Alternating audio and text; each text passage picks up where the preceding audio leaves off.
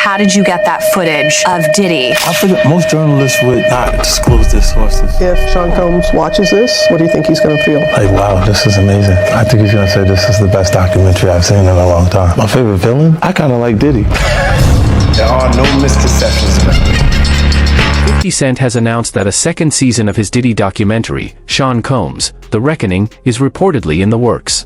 This time, the focus is expected to shift toward Janice Combs and her influence on Diddy's early life and the development of Bad Boy Entertainment. Reports suggest that some footage was not included in the first season. Now, 50 Cent appears ready to bring more of that material to the public, with the goal of showing viewers a side of the story they may not have seen before. Yeah, my mom is gorgeous. Let me introduce her to my mom. Call Mom Lou. Hi. She's getting a drip with me. She's hydrating. What's up, Mom? Yeah, you're doing good, baby. I'm here with you. Yeah. I love you. Love you too. The story goes back to Diddy's childhood. According to the Netflix documentary, his childhood friend Tim Patterson recalled that Diddy's father, who was known as a figure in Harlem, was killed when Diddy was still very young. After his father's death, his mother, Janice, took control of the household and began hosting parties attended by influential people. Growing up around those gatherings reportedly exposed Diddy to a world of power, connections, and street influence at an early age. According to those accounts, the activity around the home was well known in the neighborhood. Diddy mom, she came out defending her son, man. How you feel about that? She made a comment saying that he's not a monster. I guess this is my newfound career, so I'm gonna say what on my mind and what I think, brother. First of all, that's his mother. Wrong, right, or indifferent, she gonna lie, steal, and protect her child. That's what she's supposed to do. But the apple don't fall far from the tree, man. You gotta realize that. You know, he didn't get all this from his daddy, because he didn't know his daddy, even though they try to say his daddy was some big time drug dealer in the whole 9 yards. You understand? He didn't get this from his daddy. You gotta realize, man, you know, his mother had a modeling agency, and it was alleged that it was also ladies of the night, a ring too, or these ladies was doing things other than modeling. From the early stage, Janice was described as someone who wanted influence and success. After Diddy's father died, she reportedly became a major force in his upbringing and encouraged him to become comfortable around people with power and status. Tim Patterson recalled that their living room was sometimes turned into a small performance area, where Diddy and others would dance and entertain the guests. People around them would cheer and encourage him as he performed. According to these accounts, experiences like these introduced Diddy to attention, entertainment, and influential social circles at a very young age. Remember when I said Diddy mother might be the originator of the freak-offs? All right, so tomorrow Peacock is dropping. According to the Rolling Stone, the doc features an alleged childhood friend of Puff's, hip-hop producer Tim Dog Patterson. He alleged that Janice, Diddy's mom, would often throw parties at Diddy's childhood home. He says that during the parties, it wasn't uncommon to walk into rooms where adults was having sex. I mean, that was just their normal. And the doc, when talking about the parties, Tim says, verbatim, that's what we were privy to. This was what we were fed. Was it the more troubling side of Diddy's childhood comes into focus when people close to the family describe the influence his mother may have had on him. Some sources, including Gondal, have said that the relationship between Diddy and Janice sometimes seemed unusual and made people uncomfortable. According to these accounts, Janice may have played a major role in teaching Diddy from a young age how to handle attention, gain admiration, and maintain control. Supporters of this view believe those early experiences may have influenced the way he later built his career and handled power in the music industry. This man was talking about that his mother could take her palms and bend over and put them down on the floor.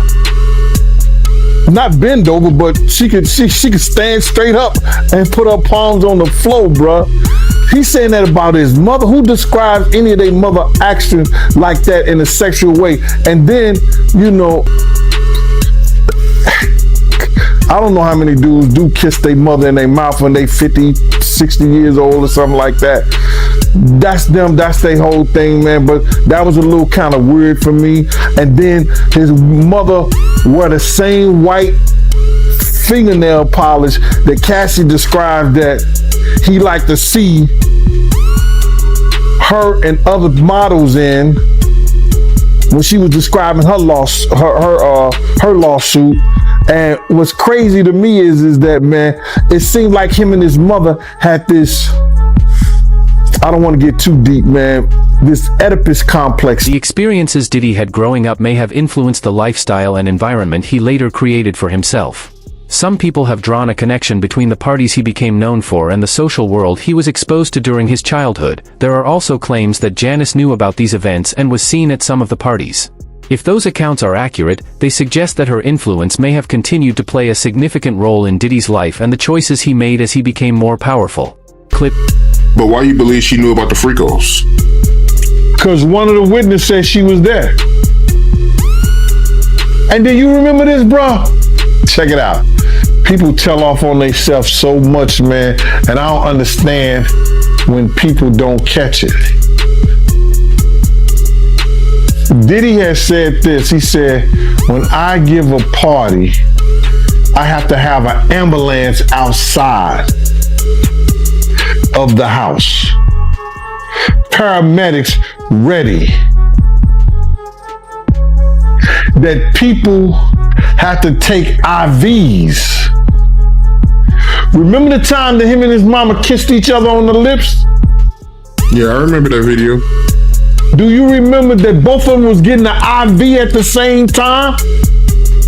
Yeah, I did notice that, yo. That's from the Diddy freak off party. And I'm gonna say allegedly.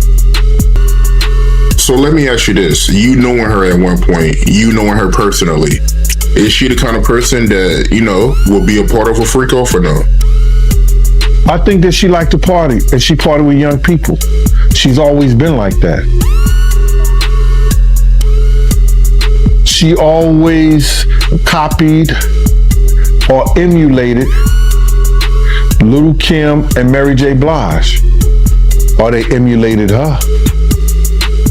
The blonde hair, the nails, the high boots, the age-appropriate, inappropriate clothing. Al said he had always felt that Diddy and his mother shared an unusually close relationship.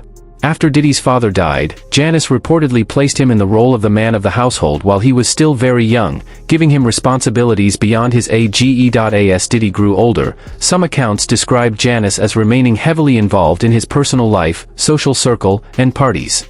According to these claims, her influence affected many of his decisions and behaviors as he built his career and rose to prominence. Relationship, whether it's physical or mental, with a mother and a son. So I'm looking at his mother and him on the couch, and both of them are getting IVs after one of the Diddy parties. Allegedly. I'm gonna say allegedly because I wasn't there and I didn't know, but they showed them both getting IVs on the couch. So my whole thing about this thing is that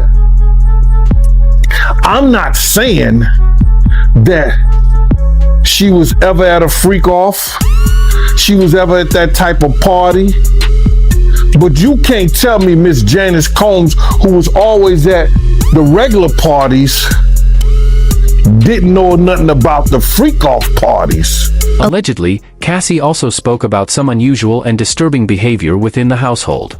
Her account suggested that Janice's influence extended far beyond Diddy's career and into his personal life. Some people described certain family routines and traditions as unusual and uncomfortable.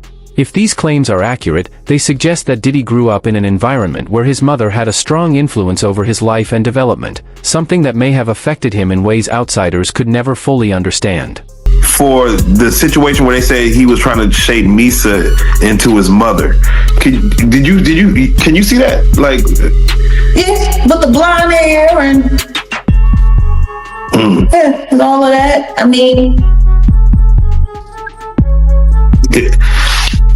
somebody really asked a question: what kind of man puts his hands on his mother? The same kind of man that parties with his mom, the same kind of man who kisses his mom in the mouth, the same kind of man who seems to have accurate knowledge that his elderly mother can put both of her hands, her palms, on the floor while she's standing up, bent over. Oh damn, I ain't seen that one. You never seen the Instagram video when he was talking about how his mom was still young and spry and how she still liked to party and how they was getting a IV drip? Oh. And she was kissing him in the mouth on the video. He was like, yeah, my mom can bend over and touch the floor with her palms. It's a very, very, very weird relationship. Diddy's childhood was reportedly far from ordinary, with a busy social environment surrounding his family home from an early age. According to allegations, Janice regularly hosted gatherings where people were constantly coming and going. Some people who claim to have witnessed this environment described it as something widely known within their community. Growing up around these gatherings may have exposed Diddy to ideas about control, organization, influence, and social power. Those early experiences, according to these accounts, could have played a role in shaping how he later operated in the music business. You feel about, her? I mean, they alleging that she was, having freak-offs. I spoke to a man, Mr. Brown, who used to go to the freak-offs. And this guy lives in Georgia right now. And he told me that he was a stick-up kid back in the day. And one time he had robbed one of their spots. And he went back and he had got the money and gave them their money back and everything like that. And he knew Miss Combs and he knew about her and her freak-offs and everything like that. We had always thought that she had a modeling agency, but it wasn't a modeling agency. It was more of a brothel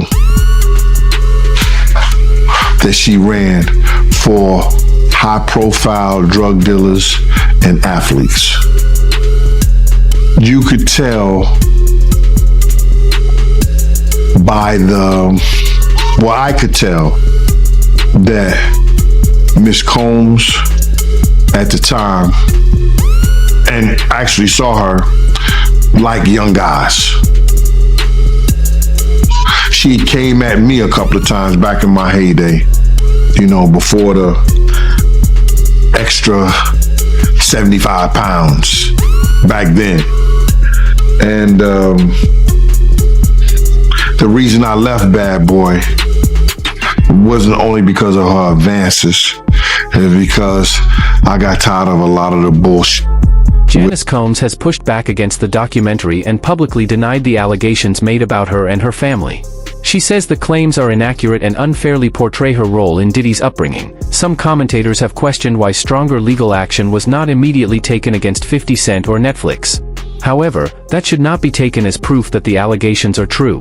Without clear evidence, any suggestion about their reasons for not taking further action remains speculation. Janice Combs is speaking out about the Netflix documentary, Sean Combs: The Reckoning. In a statement to Deadline, she said, "These inaccuracies regarding my son Sean's upbringing and family life are intentionally done to mislead viewers and to further harm our reputation." She also maintains she was not an abusive parent and says that Diddy never slapped her, as previously. According to the documentary's claims, Janice played an important role in teaching Diddy about business and remained closely connected to Bad Boy's financial affairs. Although Diddy was the public face of the company, reports have questioned how much ownership and control he personally held. Interviews and footage presented by 50 Cent suggest that Janice may have handled important financial matters and helped manage the company's assets. Some insiders have also claimed that Diddy signed certain documents over to his mother as a way of protecting assets and limiting his personal exposure. If these reports are accurate, they would suggest that Janice had far more influence over the Bad Boy business empire than many people realized. Bad Boy. You think it's Diddy, it's Janice Combs. Janice Combs is Bad Boy. Man. You don't actually sign to Diddy. His name is on the dotted line, but you actually sign it to Janice Combs. Did he ever tell you why that is, or do you understand? Oh, now that I'm older, I know exactly what it is. It's a paper trail, so nothing can come bite me. If you come for me, you ain't coming for me. I ain't got nothing. You going to my mama. So why would Janice reportedly keep control of the ownership while Diddy was running the business? One explanation discussed in the documentary goes back to December 1991, when Diddy helped organize a major celebrity charity basketball game at City College in New York. Before the event could properly begin, a crowd rushed toward the entrance, leading to a tragic stampede that left 9 people dead. The incident later resulted in lawsuits from victims' families. According to the claims presented, this may have made Diddy concerned about protecting his personal assets from future legal liability. The documentary suggests that this could be one reason ownership and certain assets were kept under Janice's control. However, this explanation remains part of the allegations and reported accounts surrounding the case. In the 2000s and 2010s, Diddy was really prospering, music, business, fashion. And one of the things that he had said, what he alleged in the documentary, and again, this is an allegation from him, was that the name Bad Boy Entertainment, Combs's name was not really involved in that on the corporate side. And one of the things he's saying is the reason for that was to avoid having to pay any liability from, the devastating basketball game that had happened in the early 90s, where he was the subject of wrongful death lawsuits because of the multiple deaths that had occurred as a result of that basketball game that Diddy was behind organizing. So that was really, surprising to hear. Yeah, that was a big allegation, because the families of the victims killed in that stampede, it was horrible. We're talking about December 28th, 1991. Combs, fellow rapper Heavy D, they hosted this charity basketball game. The game took place at the gymnasium of the City College of New York. And according to the New York Daily News, before the basketball game started, people who weren't let inside, they broke a window, swarmed toward the entrance of the gym, all went down a staircase. The doors at the bottom of those stairs opened towards the stairs, not towards the gym. So once a crowd got down there, they couldn't get the doors open and people started being crushed. 9 people died. Dozens of others were injured. And there were no criminal charges that were ever filed against anyone for the stampede, but multiple families and injured victims, they filed law. Gene Deal, who says he witnessed the incident firsthand, has blamed Diddy for what happened that day.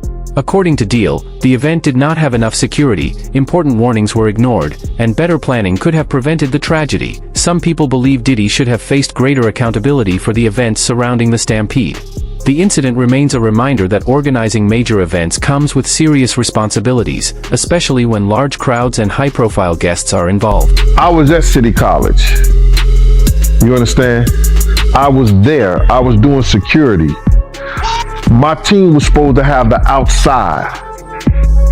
Puff came to me the day before we were supposed to do the job there and told me that Heavy D didn't want us to do the security outside. I had 18 men ready to do the security outside with my dogs like I always do. People knew how we used to roll. We would have the pits, the Rockwilders, you understand? We had that outside locked up. So anybody try to bum rush, anybody do that, we had the gates, the whole 9 yards.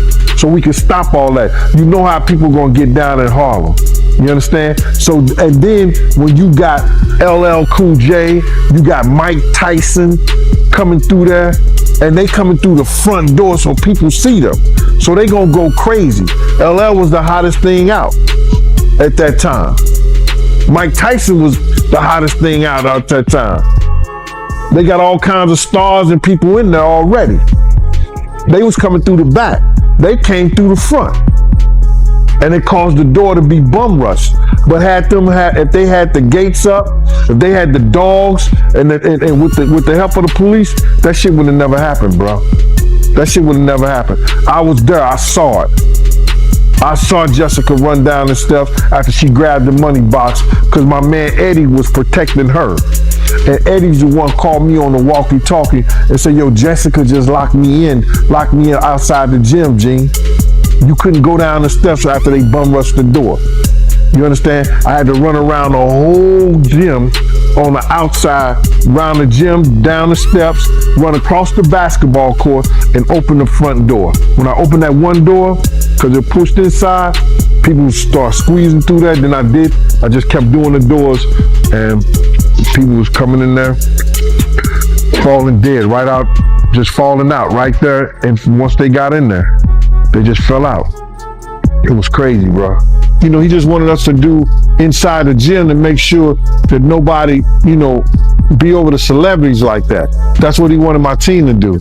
But most of the celebrities gonna have their own security anyway. You know what I'm saying? That was just a way to cut our security off anyway. So he cut the security and he got the FOIs, and the FOIs left their post, and that's how the people bum rushed the door, and 9 people died by going down those corridors. And you blame Diddy for that? Yeah, I do. It's his fault. The relationship between Diddy and his mother has attracted a lot of attention over the years. But according to the accounts discussed in the documentary, the influence of his childhood may have extended into the way he later handled his own family. Some observers believe certain patterns from his early life appeared again as he became more successful and powerful. These claims have raised questions and concerns among people who have followed his career and personal life. Yeah, I know the freak offs that his son is there. Like, it seems like he likes to get down with his kids. Yeah. But that wasn't all. Just to hear Little Rod say, like, the boys were around. Roger Bonds talked about the children as well. What kind of parenting relationship is that? But then again, that goes back to the conversation of Lori Harvey, Steve Harvey's daughter. It was all known that she was spotted in them streets with Justin, and then she was spotted in them streets with Diddy, and they all tried to sit there and pretend like that wasn't what it was. Like, I don't know if anybody has not noticed, but ever since Diddy got pinched, they've all been trying to pretend like all of the stuff that we've seen that happened, that they was all involved in. Reports suggest that Diddy's legal team has taken steps to challenge 50 Cent's documentary. A reported cease and desist letter described the project as defamatory, misleading, and intentionally harmful. His lawyers have argued that the allegations are unproven and exaggerated, and that the documentary could damage the reputations of those involved. What has attracted attention is the timing.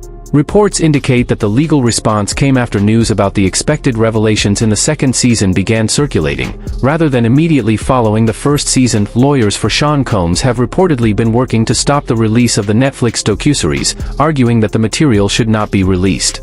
The series reportedly features previously unseen footage of Sean Combs discussing his legal strategy with his lawyers in the days before his arrest in New York. The footage is presented as offering viewers a closer look at what was happening behind the scenes during that period. We have to find somebody that'll work with us that has dealt in the dirtiest of dirty business. The documentary also reportedly features footage of Sean Combs greeting and interacting with fans in Harlem, giving viewers a glimpse of his public appearances and interactions with people in the community. I am going to let you professionals look at the situation and come back to me with a solution. Moments later, Combs reportedly commented on the interaction and shared his reaction to meeting and greeting so many people. I'm gonna win. As long as you win, be with it. I'll accept it. And then Combs' lawyers are reportedly demanding that Netflix remove the series and have threatened legal action. They claim the documentary uses footage that was obtained without proper permission and describe the project as an unfair attempt to damage Combs' reputation. The series is executive produced by Curtis 50 Cent Jackson, a longtime rival of Combs, along with director Alex Stapleton. Stapleton has rejected the accusation, saying the production team obtained the footage legally and has the necessary rights to use it. Before the reported cease and desist demand was issued, Stapleton and Jackson also spoke with Robin Roberts about the documentary and the material featured in the series. I need some hand sanitizer. Hold on. I got. I've been out in the streets amongst the people. Yeah, I gotta take a bath. Like the amount of people that actually I'm coming in contact with, like that's what I have to do. You know what I'm saying? It's like 150 hugs. Instead of only responding to the controversy, Diddy has reportedly been involved in a documentary presenting his side of the story and maintaining his innocence. Critics, however, argue that previously released footage and first-hand accounts raise a different set of questions. The situation has become even more intense as both sides continue presenting their own narratives. Meanwhile, Diddy's sons, Justin and Christian Combs, are teasing a new docuseries about their family. A trailer released by the founder of the Zeus Network shows the two brothers sitting together in a screening room while headlines about their father appear on screen. Near the end of the trailer, Justin receives a collect call from the Federal Correctional Institution in Fort Dix, where Combs is being held. The trailer does not give a specific release date, but it indicates that viewers can expect the series sometime in 2026. Combs shares Justin with Misa Hilton and Christian with the late Kim Porter. He also has other children, including Quincy, Chance, twins Delilah and Jesse, and his youngest daughter, Love. According to the original report, Combs was transferred from the Metropolitan Detention Center in New York to Fort Dix in late October after receiving a 50-month prison sentence related to his convictions. How do you respond to people who say that it's more about the disdain that you have for Sean Combs than it is for giving the victims a platform? It's not personal. The show is not completely the perspectives of people that did not like Sean. Not everyone needed to have an allegation. Zeus Network has a new Diddy documentary coming out, and this time it is coming from the perspective of Diddy and his sons. All the time I thought we were about to leave Diddy in 2025. Well, this documentary is coming in 2026. And a lot of people, just like myself, are already not feeling this new documentary coming from Diddy's sons. And a lot of people aren't happy about it and actually shocked that the owner of Zeus Network, Lemmy, is doing this Diddy documentary. But what a lot of people fail to forget is Lemmy and Diddy have been friends for quite some time.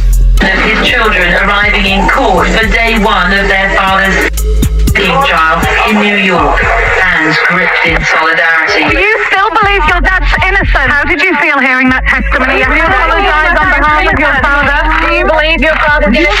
Do you still convinced your father's innocent? Your daddy got 4 years! Your daddy got 4 years for abusing women! That's wrong! You got worse! The family, the foes, the joy, the pain, our voice, the loyalty, the betrayal, the lie, the love, the hate, the truth, the lies. And Diddy Hello, from Fort Dix. This is a prepaid collect call from Federal Correctional Institution, Fort Dix.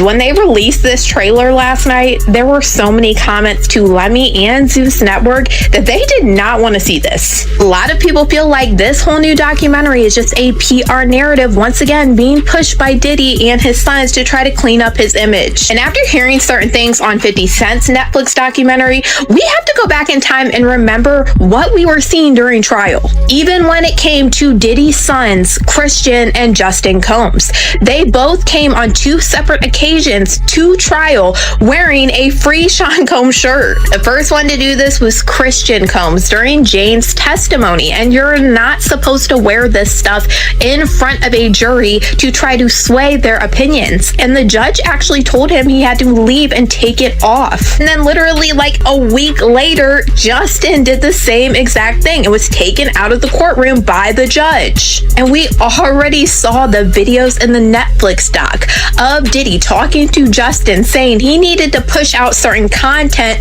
to control a narrative. During the trial, there were a lot of things going on that I could see that to me felt like it was just straight PR. Do you remember all of these people that were wearing the free Diddy shirts? And it was actually a meme coin that's on their shirt. It's 50 Cent quickly reacted to the announcement of the new documentary.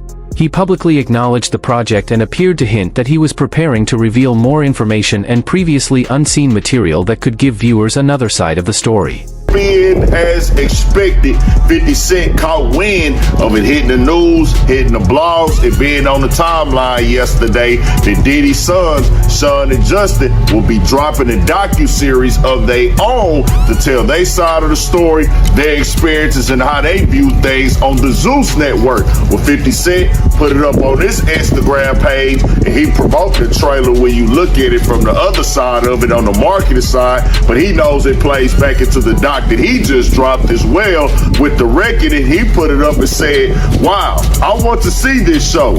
I'm not sure this was a good idea. And he tagged at 50 Cent Action, letting it be known that this is really promoing it. Janice Combs is no longer being presented as a minor figure in Diddy's story.